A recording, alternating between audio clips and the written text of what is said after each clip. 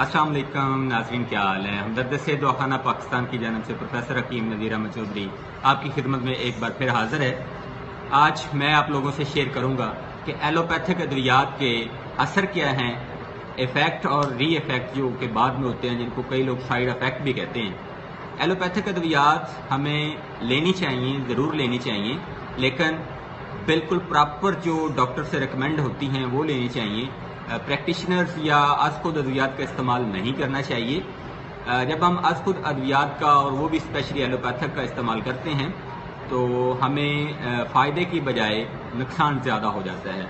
For example pain killers हैं, जब हम इस्तेमाल करते हैं तो उनका जो डायरेक्ट इफ़ेक्ट है वो किडनीज़ पे होता है। वैसे तो किडनीज़ के ऊपर हर चीज़ का असर होता है, लेकिन एलोपैथिक अद्वियात का असर कुछ ज़्यादा होता है अगर वो बगैर रिकमेंडेशन इस्तेमाल की जाए।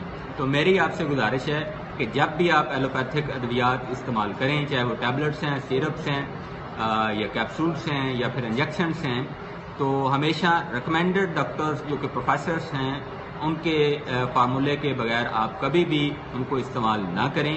अगर आप करते हैं तो इस चीज़ को अपने हमेशा ज़हन में रखें कि अगर 2 किस्म की एंटीबायोटिक्स आपको दे दी गई हैं किसी भी प्रोफेसर से, तो ये गलती नहीं हो सकती, लेकिन आम प्रैक्टिशनर्स जो होते हैं उनकी तरफ से ये गलती हो जाती है कि 2 किस्म की डिफरेंट एंटीबायोटिक्स जो हैं वो एक ही वक्त में इस्तेमाल करवा दी जाती हैं, जो कि आपस में रिएक्शन करने के बाद आपके बॉडी या जिस्म को काफ़ी ज़्यादा नुकसान पहुंचा सकती हैं, और ऐसा कई बार होता भी है। उम्मीद है कि मेरा ये मशवरा आपको पसंद आएगा और आप हमारे चैनल और हमारे फेसबुक पेज को ज़रूर पसंद करेंगे। आपकी खिदमत में मज़ीद वीडियोस के साथ मैं इंशाल्लाह हाज़िर होऊंगा। तब तक के लिए इजाज़त दीजिए। अल्लाह हाफ़िज़।